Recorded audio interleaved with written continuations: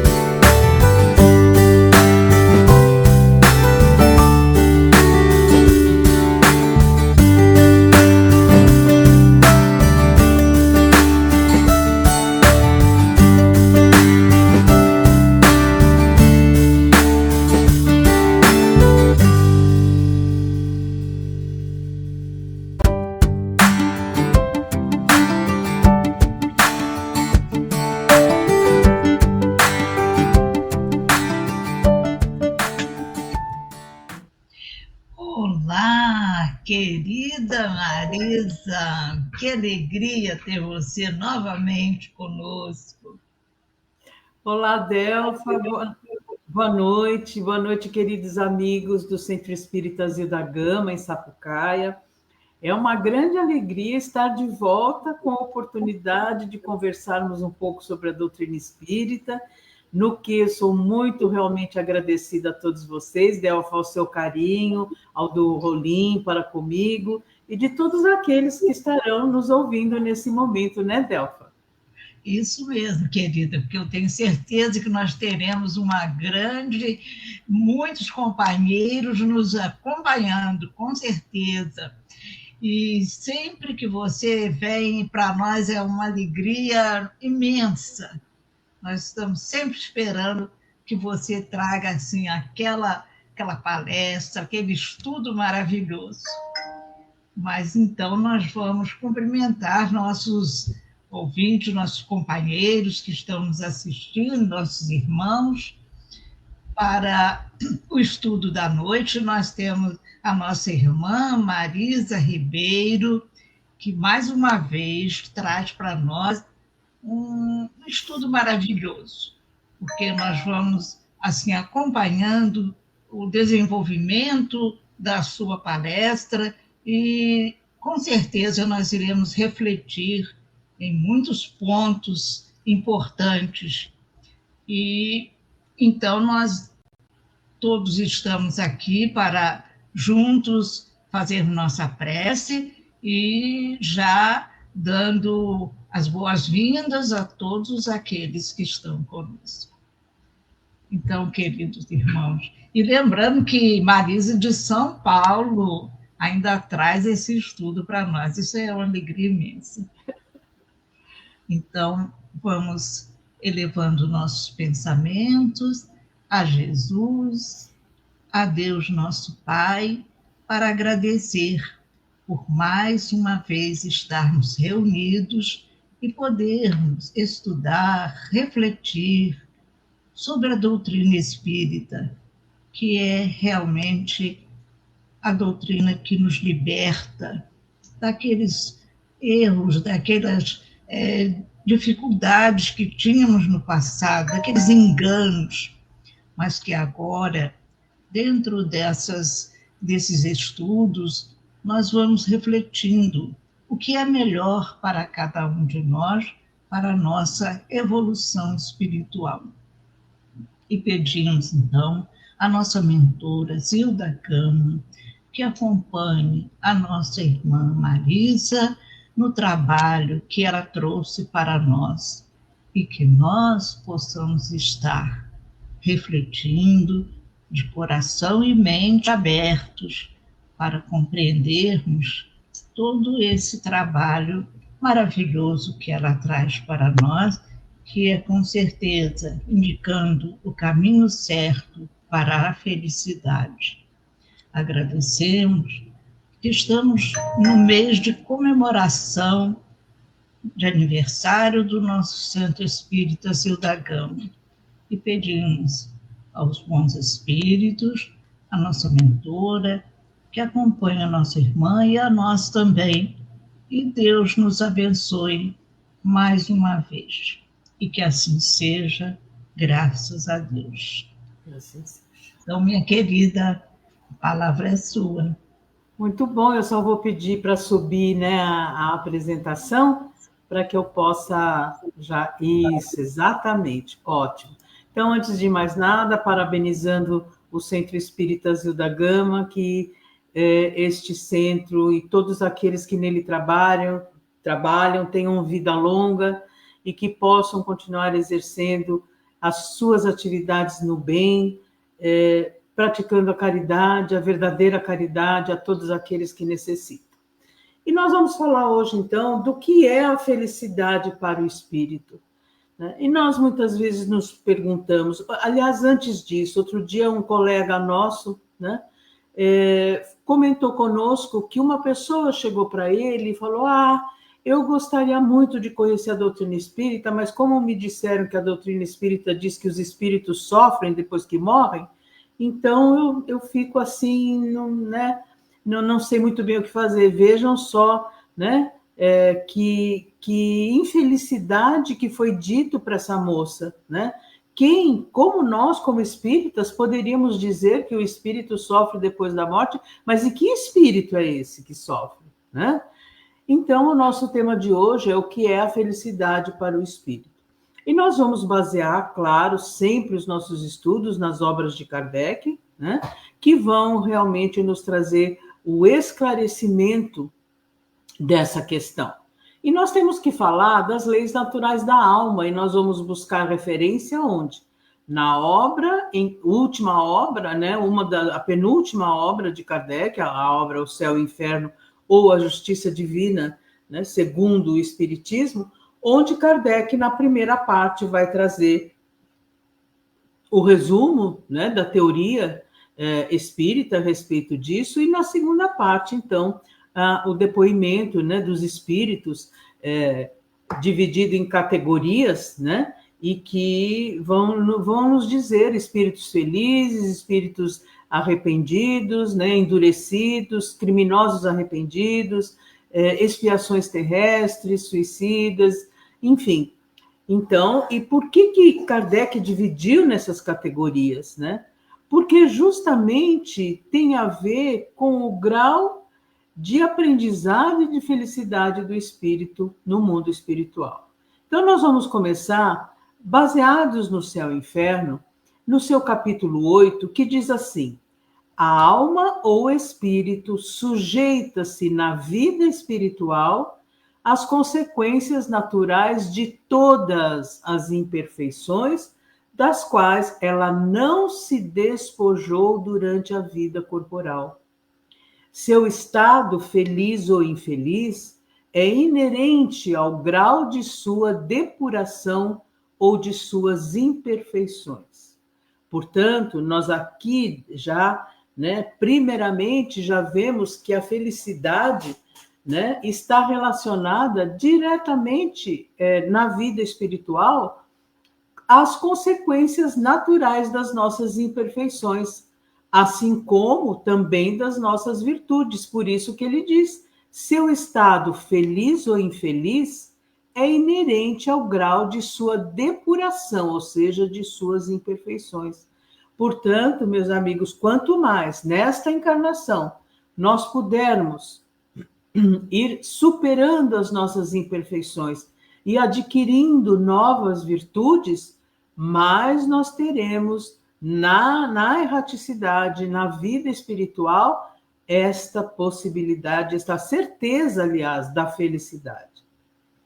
Mas nós também vemos que no seu segundo item, lá do capítulo 8º, Kardec diz assim: sendo todos os espíritos perfectíveis. O que significa ser perfectível? Significa que todos nós poderemos alcançar a perfeição relativa do espírito. A perfeição relativa, porque a perfeição absoluta é só Deus. Então, todos nós nascemos, né, fomos criados perfeitos enquanto obra de Deus, mas perfectíveis, ou seja, capazes de alcançar a perfeição, em virtude da lei do progresso.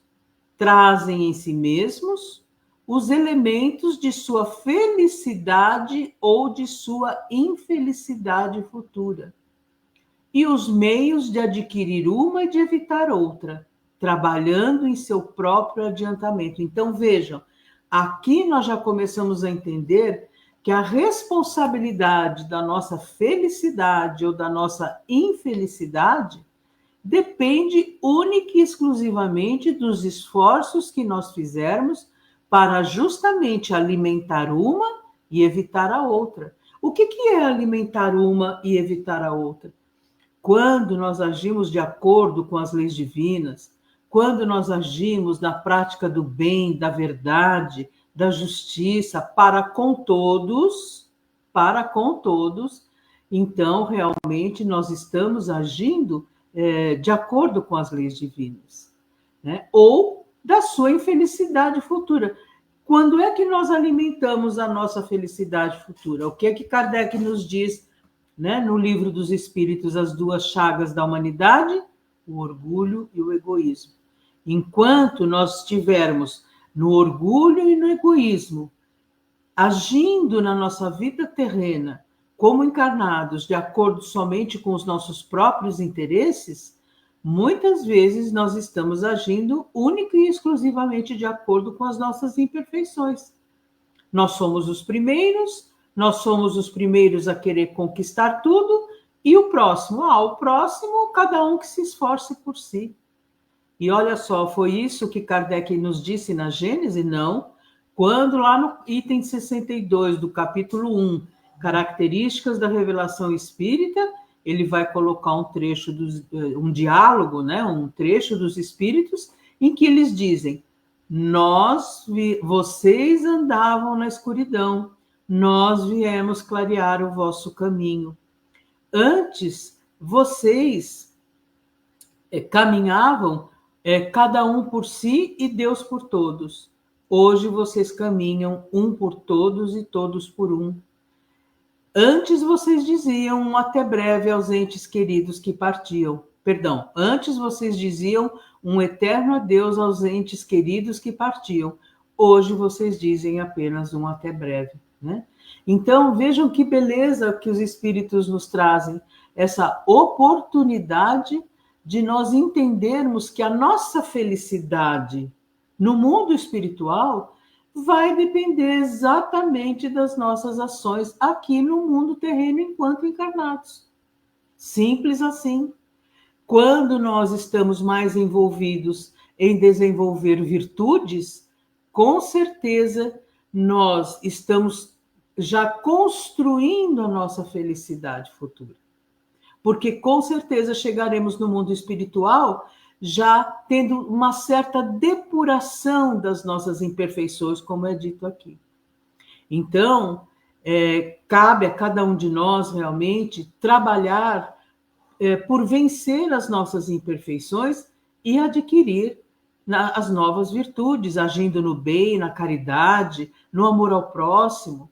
Todas as máximas que Jesus veio trazer para nós são máximas em que nós sabemos que para nós, muitas vezes, espíritos encarnados, nós temos dificuldade porque o nosso personalismo ainda é muito grande. Entretanto, que nós estejamos atentos, então, a essas máximas. Item 3. A felicidade perfeita está ligada à perfeição, ou seja, à depuração completa do espírito. É claro que numa encarnação só, nós não vamos conseguir isso. Nós ainda somos espíritos que saímos do mundo primitivo, mas estamos no mundo de expiações. Kardec diz que não é na primeira, não é na 10ª, não é na 100ª, quiçá na 1000ª encarnação conseguiríamos uma depuração completa do nosso espírito. Mas isso não é motivo para a gente desanimar, porque vocês vão dizer assim: ah, Marisa, mas então são necessárias muitas encarnações? Depende do esforço de cada um. Muitas vezes um espírito pode sim, vamos dizer, antecipar o número de encarnações a partir do momento que ele vai se depurando em cada uma delas. Não significa que o espírito precisa levar 1000 reencarnações. A partir do momento que nós vamos nos esforçando, né, para que em cada reencarnação nós possamos depurar essas imperfeições e adquirir as virtudes, agindo mais uma vez no bem, na caridade, no amor ao próximo, na benevolência para com todos. Como o que diz a lei de amor, justiça e caridade? Benevolência para com todos, indulgência para com as imperfeições alheias e o perdão das ofensas, né? Deus nos deu as leis naturais para que nós possamos caminhar na nossa trajetória terrestre com um guia seguro, né? Por isso que muitas vezes quando as pessoas dizem assim, nos jogaram nesse mundo sem manual de instrução, nós estamos à deriva. Não é verdade, porque a doutrina espírita vem nos trazer exatamente o que é necessário para que nós tenhamos uma felicidade no mundo espiritual. E aí no céu e inferno continua, toda imperfeição é uma causa de sofrimento. Da mesma forma que toda qualidade adquirida é uma causa de prazer e de atenuação dos sofrimentos. De onde resulta que a soma da felicidade ou da infelicidade está na razão da soma das qualidades boas ou más que possui o espírito.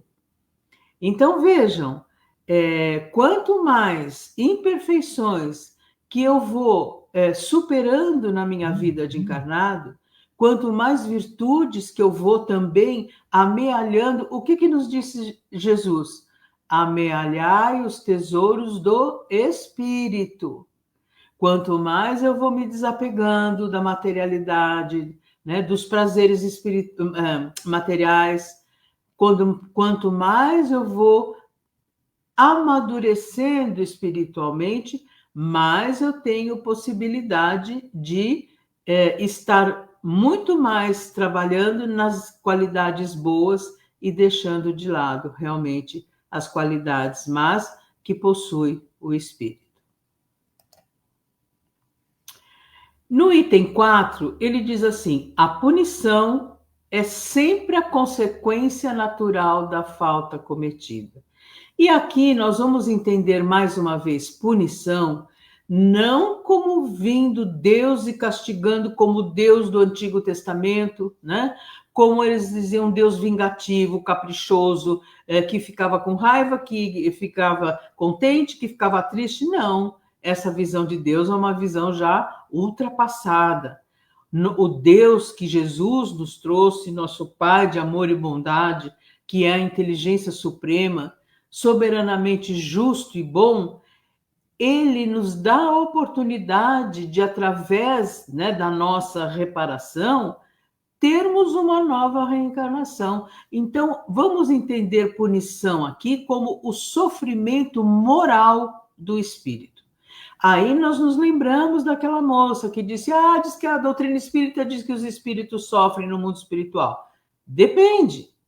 Sofrem moralmente, dependendo da vida que levaram quando encarnados. Por que sofre moralmente? No céu e inferno, um espírito, num dos depoimentos, ele diz claramente que o espírito sente vergonha de todo o bem que poderia ter feito e não fez, e de todo o mal praticado. Por isso que ele sofre. Por isso que a punição para ele, espírito, porque nós, quando chegamos no mundo espiritual, a nossa consciência se amplia e nós, embora não tenhamos mais os órgãos dos sentidos, os sentidos, a visão, a audição e a nossa própria consciência se ampliam de tal forma que nós enxergamos com muito mais realidade as nossas imperfeições. Então, vamos entender aqui punição como sofrimento moral do espírito. Não é ninguém que vai chegar e vai dizer, olha, você tem que sofrer porque isso que você fez. Não. o próprio espírito, através da sua consciência, sente vergonha do mal praticado e de todo o bem que poderia ter feito e não fez. Por isso que diz, é sempre consequência natural da falta cometida. O espírito sofre pelo próprio mal que fez, de maneira que, estando sua atenção concentrada incessantemente sobre as consequências desse mal, compreende-lhe melhor os inconvenientes e é motivado a corrigir-se. Olha que oportunidade que nós temos no mundo espiritual, né? Quando nós vemos as nossas reencarnações passadas e nós vemos o mal praticado, tudo aquilo que nós poderíamos, o bem que poderíamos ter feito e não fizemos. Quando ele diz aqui a atenção, estando sua atenção concentrada incessantemente sobre as consequências desse mal, significa o quê? Por que muitos espíritos no relato no céu e inferno dizem que veem suas vítimas, né? Que ouvem os seus gemidos? Por quê? Na realidade, eles estão com a atenção concentrada incessantemente na consequência do mal que eles fizeram. São criações fluídicas que eles têm, enxergando suas vítimas, né? Então, como é importante nós entendermos, e aí sim, compreendendo-lhe melhor os inconvenientes, e é motivado a corrigir-se. E aí, então, o espírito realmente, a partir do momento que tem consciência desse mal praticado, ele se arrepende, nasce a esperança e a oportunidade de uma nova reencarnação, onde ele vai poder reparar o mal praticado. O mal está em não fazer o bem, para o qual já se tenha conquistado o entendimento e capacidade pelo esforço. Esse estado de inação da alma causa-lhe sofrimento moral. Não importa se esteja encarnado ou desencarnado. Vejam que interessante, mesmo nós, como encarnados, o que acontece, né, quando nós temos uma ação inadequada, praticamos algo que possa infligir, né, como consequência o mal de alguém? Nós sofremos também. Enquanto nós não reparamos, puxa vida, por que eu fui falar daquele jeito? Ou por que eu agi daquela forma? Eu preciso me retratar. A gente fica infeliz, né? Da mesma forma, o espírito, né, no mundo espiritual também. O espiritismo ensina-nos que a alma, no mundo invisível, sofre por todo o mal que fez, assim como por todo o bem que poderia ter feito e não fez durante sua vida terrestre. Durante muito tempo, o homem compreendeu apenas o bem e o mal físico. A concepção do bem e do mal, de natureza moral, marcou um progresso para a inteligência humana, pois somente a partir daí pôde o homem compreender que o poder sobre-humano está fora do mundo visível e não nas coisas materiais. Então, vejam, durante muito tempo, a humanidade, os homens só compreendiam, né, o mal realmente físico, né? Eles não tinham a concepção do bem e do mal de natureza moral. E essa concepção do que é o bem e do que é o mal na natureza moral, né, marcou realmente um progresso para a nossa inteligência. Por quê? Quem de nós diria aqui hoje que não sabe discernir o que é bem e o que é mal? Todos nós, né? A não ser aqueles que são portadores de alguma deficiência intelectual. Aí, claro, não tem como, mas todos nós que temos já a nossa consciência esclarecida, nós sabemos exatamente quando nós estamos agindo no bem e quando não. Como se via no mundo material uma luta incessante entre o bem e o mal, e como não se podia racionalmente admitir que o mal fosse obra de um poder bom, concluiu-se existirem dois poderes rivais governando o mundo. Nasceu assim a doutrina dos dois princípios do bem e do mal. Mas vejam, e muitas vezes nós ficamos, mas se Deus é um Pai de amor e bondade, soberanamente justo e bom, da onde vem o mal? E aí nós vamos ver lá no livro dos Espíritos, né? O mal vem do homem quando ele não pratica as leis de Deus, né? Simples assim.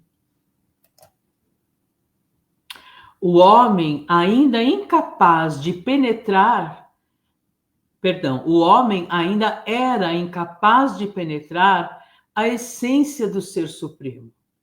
Como poderia compreender que o mal é apenas um estado temporário de onde pode emergir o bem, e que os males que o afligem devem conduzi-lo à felicidade, auxiliando-lhe o progresso? Então vejam, é um marco realmente, porque nós sabemos, e aí muitas vezes nós ficamos equivocados, quando nós dizemos assim, mas aquela pessoa não tem mais jeito, aquela pessoa nasceu assim, vai morrer assim, aquilo não tem jeito, é mal, é uma pessoa má. Nós não podemos absolutamente falar assim, porque o mal é apenas um estado temporário de onde pode emergir o bem.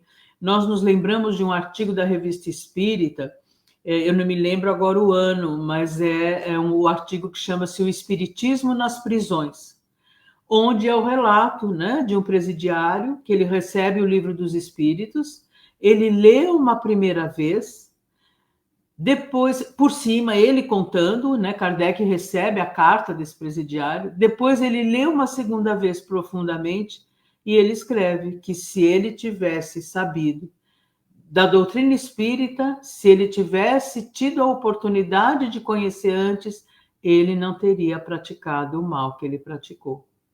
Então vejam, todos nós, todo ser humano, sempre terá a sua oportunidade de sair da prática do mal e realmente conhecer e exercitar o bem. Claro, arrependendo-se, né, do que fez e conhecendo o que é o agir no bem. E aí nós temos, explorando mais um pouquinho, o bem e o mal físico são estímulos fisiológicos opostos e contrários, como prazer e dor, que provocam movimento e repouso, causando os hábitos condicionados. São destinados a reger os seres inconscientes da alma. Quais são os seres inconscientes da alma? Os animais, né? Os animais, eles são inconscientes da alma, do espírito. O desenvolvimento das faculdades do espírito livre, razão, vontade, imaginação e o livre-arbítrio só ocorre na fase humana. Portanto, nós, a partir das várias reencarnações, das reencarnações sucessivas, é que nós vamos adquirindo, sim, a capacidade de escolher, né? Saber o que é bom, o que é bem e o que é mal, utilizar a nossa inteligência somente para o bem, utilizar a nossa vontade somente para o bem. O bem moral, destino de todos, olha só, o bem moral é o destino de todos nós. Aí vocês vão dizer, mas Marisa, mesmo daquele criminoso, de todos nós. Mais dia menos dia, um dia aquele que praticou o mal cai em si, entende o que fez, se arrepende e realmente pede uma nova oportunidade, pede modo de dizer, né? Porque nós atendemos à lei do progresso, e essa lei do progresso é inexorável para todos, né? Nós teremos reencarnações cujo objetivo é progredir. Na questão 262A do Livro dos Espíritos, né, é uma questão que eu gosto muito, quando Kardec pergunta se o espírito sempre escolhe, né, de livre vontade, a sua próxima reencarnação. E aí, na resposta dos espíritos, é uma resposta muito bonita, porque ele diz, Deus sabe esperar, Deus não apressa a expiação. Né? Por quê? a não ser com os espíritos mais rebeldes, revoltados ou ignorantes, como eles dizem, né? Ou recrudescidos no mal, aqueles que persistem na prática do mal, não têm condição de escolher qual reencarnação que lhe seria útil à purificação das suas imperfeições. Então, aí sim, os espíritos superiores os auxiliam na escolha de uma reencarnação onde ele possa ter a capacidade de se desenvolver, de escolher, de agir no bem para a sua reparação. Então, é muito importante nós entendermos isso. A providência divina, a bondade de Deus é infinita, a misericórdia de Deus é infinita. Ao mesmo tempo em que nós vamos ver que lá no céu e inferno, o que os espíritos nos dizem? A justiça de Deus é infinita, mas não é cega. E aí nós temos um item, o 22º lá do capítulo 8, que vai dizer, quer seja, por maior que seja, a perversidade e a imperfeição de um espírito, Deus nunca abandona e sempre está de portas abertas para a sua regeneração, para o seu arrependimento e retorno ao bem. Então, por isso que ele diz, o bem moral é destino de todos. Está no agir consciente e voluntário, desinteressado do espírito. Então, veja, o nosso tema de hoje é o que é a felicidade para o espírito. É o bem moral, é cumprir o seu dever, mas não cumprir o seu dever, entendendo o dever como obrigação que a gente faz contrariado. Não, o dever moral, ele não constrange a vontade. O dever moral, ele aquece a nossa alma, aquece o nosso coração. É a certeza de estarmos agindo em conformidade com as leis divinas. Por isso que ele diz, né, mais uma vez, o bem moral, destino de todos, está no agir consciente, voluntário e desinteressado do espírito, pelo próprio esforço, servindo os mais simples, aprendendo com os iguais e afins e sendo inspirado pelos superiores. É um movimento próprio do espírito e todo ato do bem é inerente à felicidade. E outro dia eu estava estudando num artigo da Revista Espírita, muito bonito, em que o espírito diz: todo arrependimento leva ao bem. Todo arrependimento leva ao bem. Então vejam, o que é a felicidade para o espírito? É aqui, ó, agir consciente, voluntário e desinteressado, servindo os mais simples, aprendendo com os iguais e afins e sendo inspirado pelos superiores. Esse é o movimento do próprio espírito e é essa a dinâmica do mundo espiritual. É assim que no mundo espiritual os espíritos trabalham, né? Servindo aos mais simples, aprendendo com os iguais e inspirado pelos espíritos superiores. Ora, se nós devemos imitar a dinâmica do mundo espiritual, por que nós já aqui, enquanto encarnados, não agimos assim? Né? Servindo os mais simples, aprendendo com os iguais e afins e com a inspiração, claro, daqueles que sabem mais, que conhecem mais, porque para isso nós precisamos ter humildade, para nós reconhecermos, poxa, tem um colega que é tão estudioso que pode me auxiliar, né? E aí nós estamos exercitando também a nossa humildade, porque nós não sabemos tudo.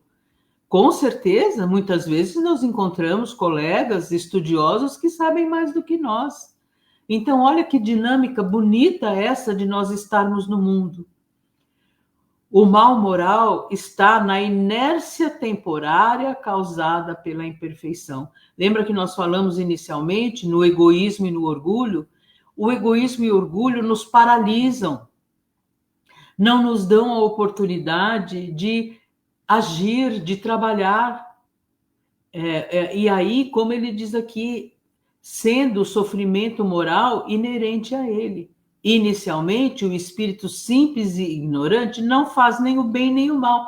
Lembra quando nós falamos que foi um progresso para a humanidade o espírito distinguir, né, o bem do mal, nós, como primitivos, nós simplesmente éramos espíritos ignorantes. Nós não fazemos nem o bem nem o mal. A partir do momento que soubermos escolher e entender o conceito, né, naquela máxima, o que Jesus nos falou? Não faça aquilo, não faça a alguém aquilo que você não gostaria que fizesse a você. E faça a alguém ou a todos aquilo que você gostaria que fizessem para você, né? Essa é uma máxima de Jesus que ela é inquestionável, né? Fazer ao próximo aquilo que nós gostaríamos que fizessem a nós e não fazer ao próximo aquilo que nós não gostaríamos que fizessem a nós.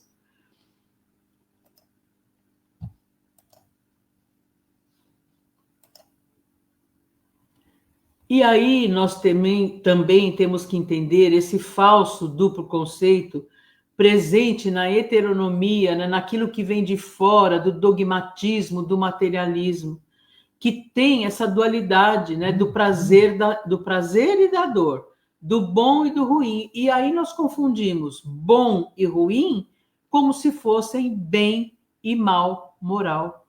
O bom e o ruim, o prazer e a dor está ligada ao físico. Agora, o bem e o mal está ligado à moral. Nós não somos perfeitos. Eis o que é positivo. Aqui, a partir daqui é uma fala da Revista Espírita.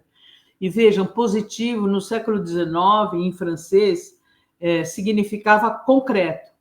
Então, a tradução foi colocada como positivo. Então, não somos perfeitos, eis o que é concreto.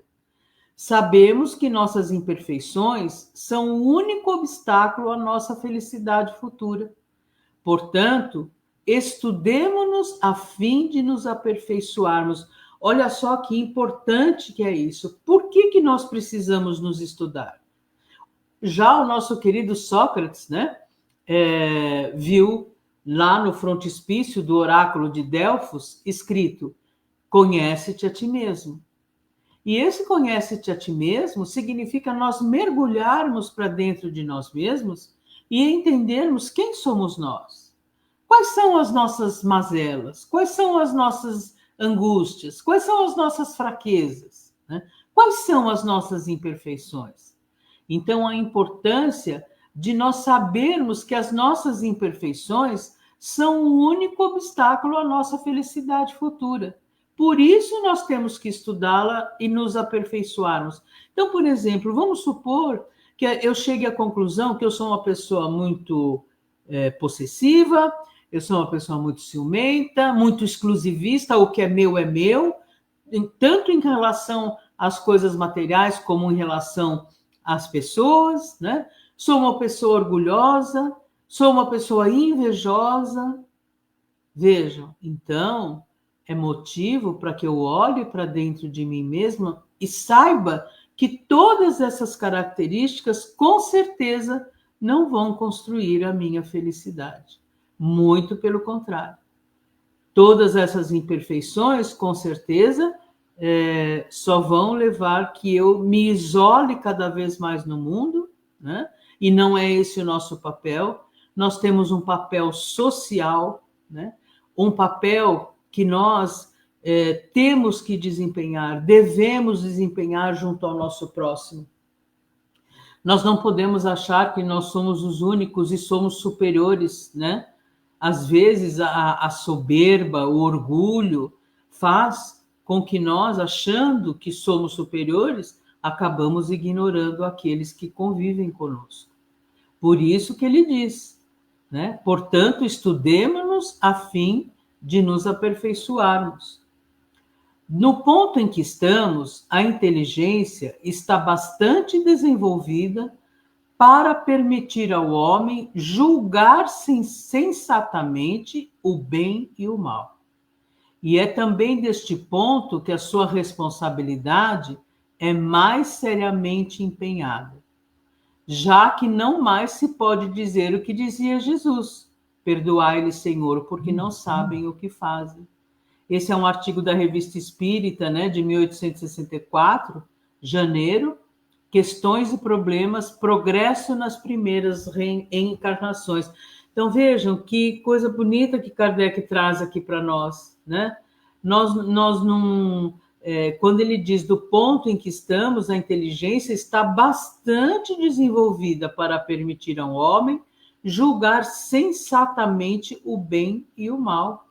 E qual é a nossa responsabilidade em agir de forma a atuar no bem e de forma a atuar no mal. Nós já temos condições, a nossa consciência, a nossa inteligência já está desenvolvida o suficiente para que a gente possa realmente saber fazer essa escolha. Nós não podemos alegar mais que somos ignorantes, né? Quando nós dizemos assim, eu fiz isso, mas eu não sabia. Como não sabia? Nós sabemos exatamente quando nós estamos agindo no bem e quando nós estamos agindo não em conformidade com as leis divinas. Porque Deus nos deu, né, gente, amigos que estão nos ouvindo, aliás, enquanto isso, estou dando boa noite a todos que estão nos cumprimentando com tanto carinho, que estão nos assistindo através do Facebook. Um abraço para todos vocês, obrigada por estarem conosco. Né? Mas quando nós dizemos assim, né, eu não sabia o que eu estava fazendo, né? Será? Nós temos sim condição, nós sabemos exatamente quando nós falamos alguma coisa, a intenção com a qual nós fizemos aquilo. Né? Nós sabemos sim quando nós falamos alguma coisa que foi às vezes para pegar o ponto fraco, né? Machucar alguém naquele ponto, ou às vezes querer expor aquela pessoa publicamente. Todos nós somos dotados de inteligência já o suficiente para nós sabermos realmente, né, escolher e saber o que estamos fazendo. E Deus nos deu o melhor juiz que existe, né, na face da terra e de todos os mundos, que é a nossa consciência. Né? O que Santo Agostinho nos pede, né, na sua obra Confissões, que ao deitar todos os dias, a gente coloque a cabeça no travesseiro, né, antes de dormir, e que a gente faça um exame de consciência de como foi o nosso dia. Né? Será que nós magoamos alguém? Será que nós machucamos alguém? Será que nós acabamos como que espalhando o mal ao invés, né, de espalhar o bem? Então, o que nós sempre falamos, essa é a grande oportunidade de nós conhecermos a nós mesmos, né? Fazendo esse exame de consciência em que a gente possa, a cada dia, ser melhor do que o dia anterior. É isso que importa para nós, né? Quando nós temos essa capacidade de identificar, e para isso nós precisamos ser humildes, nós precisamos olhar para dentro de nós mesmos e reconhecer quando nós erramos, né? Isso é humildade. Eu só posso fazer isso quando eu olho para dentro de mim mesmo e digo, poxa, eu não precisava ter falado daquela forma, ou eu não precisava ter agido daquele jeito. Então, a importância, e é como ele diz, né? Nós já não estamos mais num estágio, já que não mais se pode dizer o que Jesus dizia, perdoai-lhes, Senhor, porque não sabem o que fazem. Nós já sabemos o que fazemos, né? Com certeza. E aí, nós vamos lá no Livro dos Espíritos, questão 636, quando ele diz assim, são absolutos para todos os homens o bem e o mal? E a resposta que os Espíritos nos dão é, a lei de Deus é a mesma para todos. Porém, o mal depende principalmente da vontade que se tenha de o praticar. O bem é sempre o bem, e o mal é sempre o mal, qualquer que seja a posição do homem. Diferença só há quanto ao grau de responsabilidade. Então, assim, gente, não tem como nós fugirmos disso. O bem sempre será o bem e o mal sempre será o mal. E a nossa vontade, quando nós nos reportamos lá, né, no século XVIII, quando surgiu o espiritualismo racional, e quando eles disseram, então, que a vontade não constrange, que a vontade é deliberativa. Vejam, o que significa isso? Muitas vezes, por exemplo, vamos supor que nós estamos aborrecidos porque brigamos com alguém, e aí a gente diz assim, mas eu vou descontar naquela pessoa, porque eu não sou de levar desaforo para casa, e o que ela fez ou ele fez não está certo. Muito bem. Uma coisa é nós pensarmos, agora é a vontade que vai decidir se aquilo que nós pensamos nós vamos agir ou não. Vejam a importância da vontade, né, dentro da nossa Constituição. Ou seja, por que a gente diz que quando um não quer, dois não brigam? Porque é exatamente isso. Quando um não quer, dois não brigam. Ou seja, a prevalência da vontade, né? E a vontade, ela é deliberativa. É ela que diz, não, vai lá e faz, ou vai lá e não faz. E muitas vezes aí nós entramos num campo que hoje nós não vamos nos aprofundar, mas vejam, por que Kardec dedicou um capítulo do Livro dos Espíritos falando sobre a influenciação dos espíritos em nós? Muitas vezes nós estamos imbuídos de um pensamento raivoso, rancoroso, né? Vingativo, e dependendo, claro, das simpatias, das afinidades espirituais que nós atraímos para nós vamos ser incentivados ou não a agir daquela forma. Por isso que nas nossas preces nós sempre pedimos que os bons espíritos, além do nosso espírito protetor, claro, estejam sempre conosco, né? Nos auxiliando, nos amparando nas nossas escolhas, nas nossas decisões, para que a gente possa sempre agir no bem. E a 643. Haverá quem, pela sua posição, não tenha possibilidade de fazer o bem? Olha que pergunta importante para nós nos determos aqui. Haverá quem, pela sua posição, não tenha possibilidade de fazer o bem? Resposta dos espíritos: não há quem não possa fazer o bem. Vejam, gente, todos nós, absolutamente todos nós, temos sim a possibilidade sempre de agir no bem, né? Não existe quem não tem. Mas Marisa, hoje em dia, no mundo atual, a gente vê tanta gente agindo no mal. Com certeza. Nós vemos a cada dia, a cada noticiário, muitas vezes a gente diz, meu Deus, como é possível o ser humano ter chegado a esse ponto? No entanto, nós não podemos jamais perder a esperança, porque olha aqui, não há quem não possa fazer o bem. Mesmo aquele criminoso, mesmo aquele que agiu, né, da pior forma possível, um dia ele se arrependerá e terá a oportunidade de fazer o bem, né? Não há quem não possa fazer o bem. Somente o egoísta nunca encontra ensejo de o praticar. Claro, né? O egoísta só pensa nele, né? Eu e mais ninguém. Basta que se esteja em relações com outros homens para que se tenha ocasião de fazer o bem.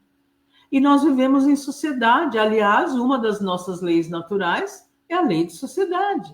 O homem não vive sozinho, né? E não há dia da existência que não ofereça a quem não se ache cego pelo egoísmo a oportunidade de praticá-lo. Sempre é tempo de fazer o bem. Diariamente surgem oportunidades que muitas vezes nós até não identificamos, mas é uma oportunidade de nós agirmos no bem, né?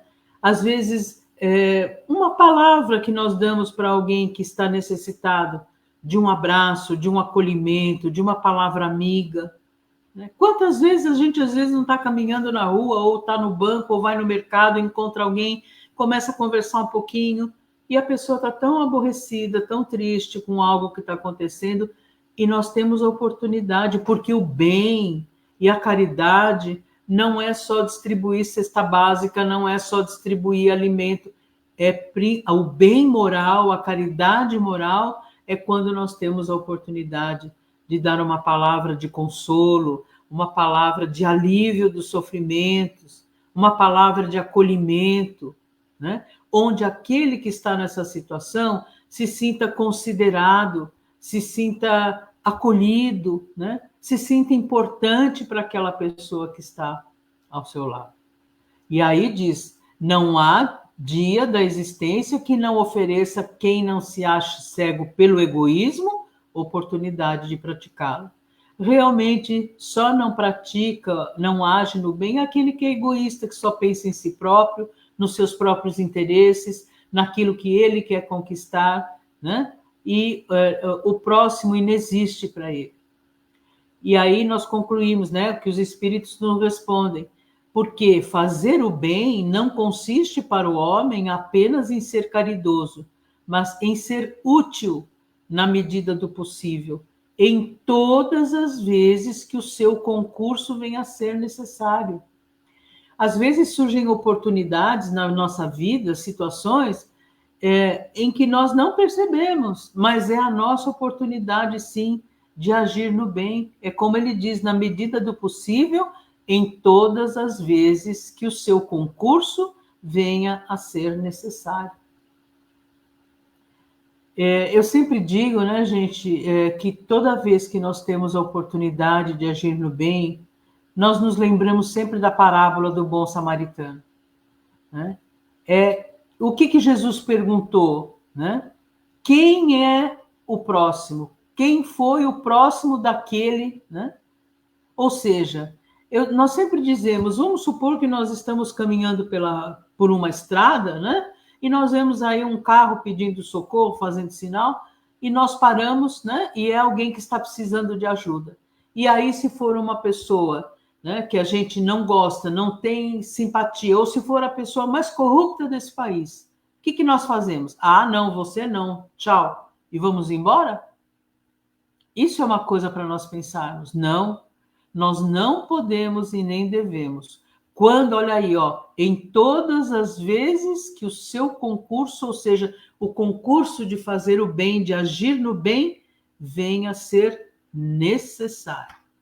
E aí não tem barreira, não tem preconceito, não tem nada que impeça de nós agirmos no bem e sermos felizes, porque a felicidade está exatamente em nós agirmos no bem, na verdade, na justiça, no amor ao próximo, na caridade, em todas essas virtudes. Deste ao bruto o instinto que lhe traça o limite do necessário, e ele maquinalmente se conforma. Mas ao homem, além desse instinto, deste a inteligência e a razão. Também lhe deste a liberdade de observar ou infringir aquelas das tuas leis que pessoalmente lhe dizem respeito, isto é, liberdade de escolher entre o bem e o mal, a fim de que tenha o mérito e a responsabilidade de suas ações. O mal não é obra tua, Senhor, porque a fonte de todo bem, nada de mal pode gerar. Claro, né, gente? Deus não é a bondade absoluta, justiça, inteligência, misericórdia. Somos nós mesmos que criamos o mal, o homem criou o mal, infringindo as tuas leis e pelo mau uso que fazemos da liberdade que nos concedeste. Quando os homens observam tuas leis, o mal quando os homens observarem tuas leis, o mal desaparecerá da terra, como já desapareceu dos mundos mais adiantados.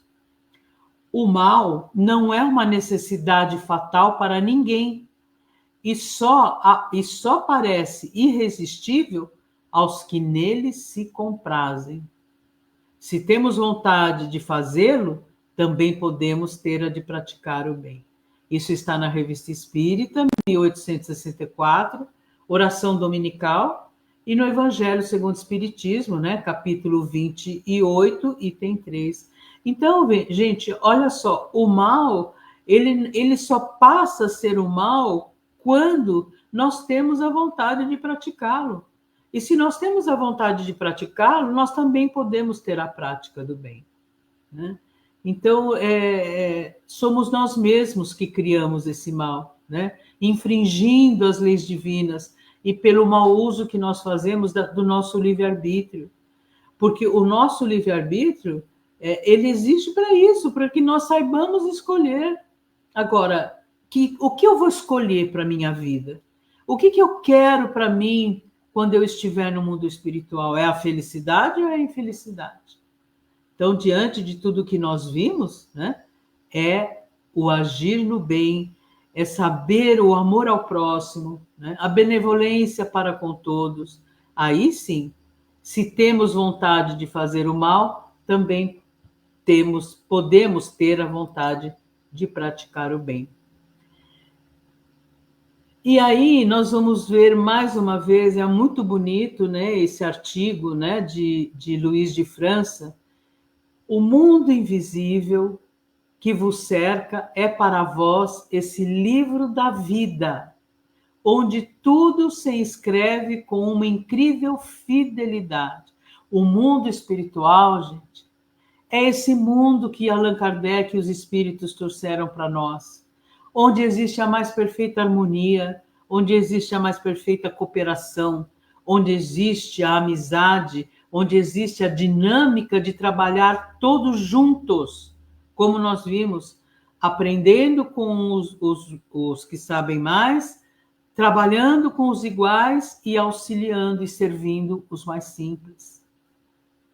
Onde tudo se inscreve com incrível fidelidade e a balança da justiça divina não é senão uma figura a exprimir que cada um de vossos atos e de vossos sentimentos é, de certo modo, o peso que carrega a vossa alma e a impede de se elevar, ou o que traz o equilíbrio entre o bem e o mal.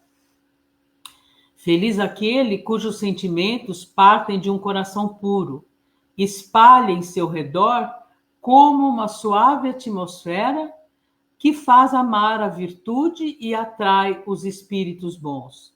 Seu poder de irradiação é também maior, é tanto maior quanto mais humilde for, isto é, mais desprendido das influências materiais que atraem a alma e a impedem de progredir.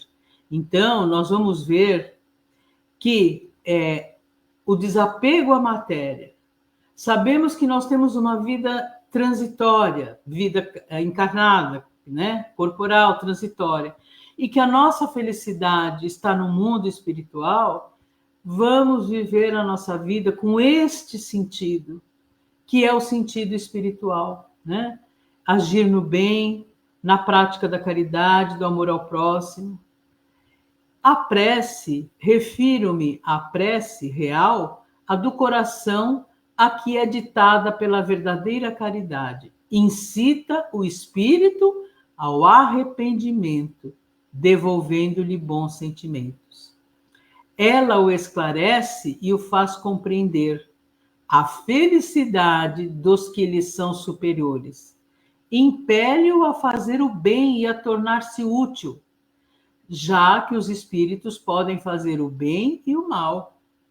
De certo modo, ela tira o desânimo em que se entorpece. Olha só, por que nós devemos nos lembrar das nossas preces para os espíritos que estão no mundo espiritual.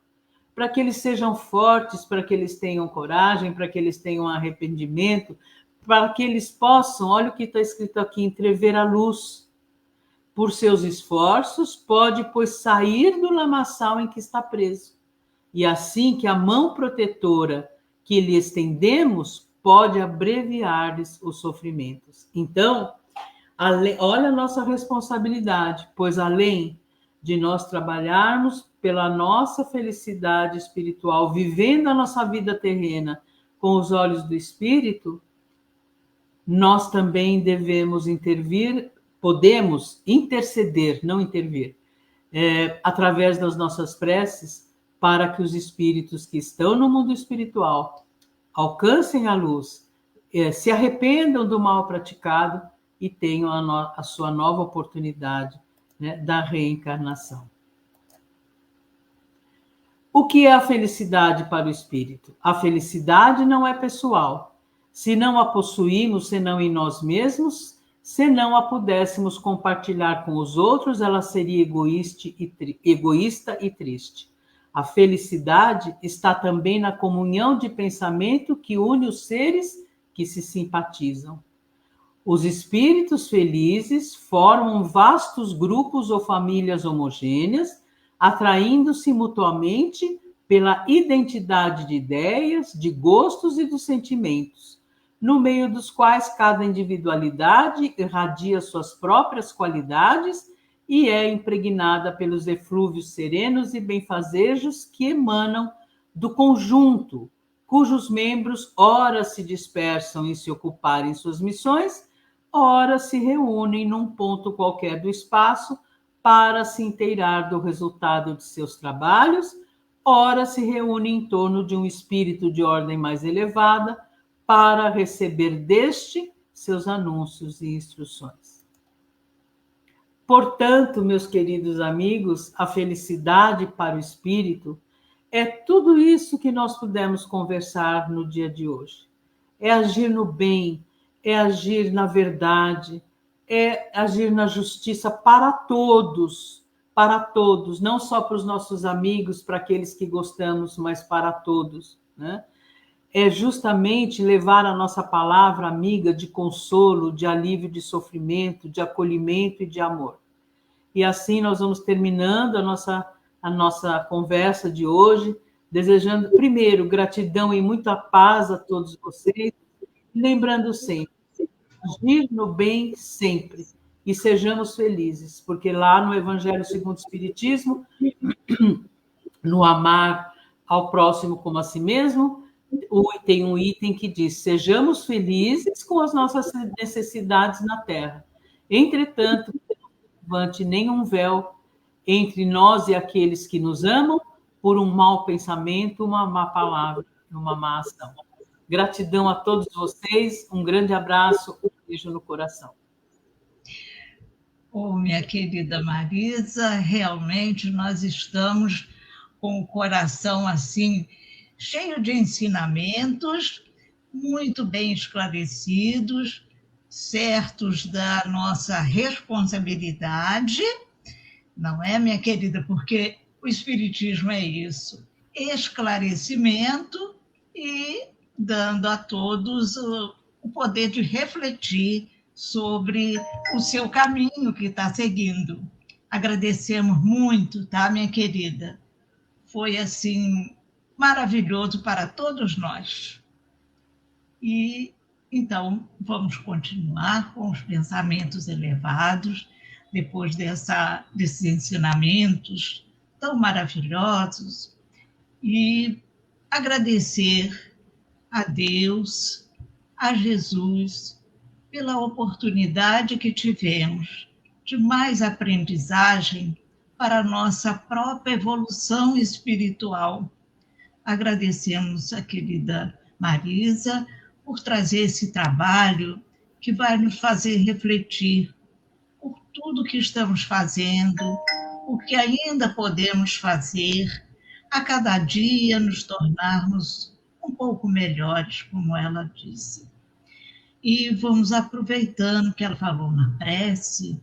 Nesse momento nós estamos unidos em pensamentos positivos e vamos enviar para todos aqueles encarnados e desencarnados que ainda se encontram na escuridão, que ainda não viram o caminho da liberdade, e enviar pensamentos que eles possam também conseguir entender o que realmente é o bem para não praticar o mal. É esse o caminho da felicidade que todos nós queremos. Pedimos, Senhor, então, que nos abençoe a todos nós, aos que estão aqui nesse momento, aos que vão assistir depois toda essa preciosidade para o nosso caminhar. E que assim seja, graças a Deus. Graças a Deus. Marisa, olha aquele abraço que nós estamos enviando com muito carinho, tá, minha querida? Muito obrigada, um abraço, Delfa, um abraço, Rolim, abraço a todos os amigos que nos acompanharam e parabéns mais uma vez pelo aniversário do centro, que vocês continuem nessa caminhada de amor, de dedicação e que estejamos numa próxima oportunidade, como sempre, porque é sempre uma honra para mim e uma grande oportunidade, eu agradeço de coração. A honra é nossa. E que assim seja. Que assim seja. Tchau, querida.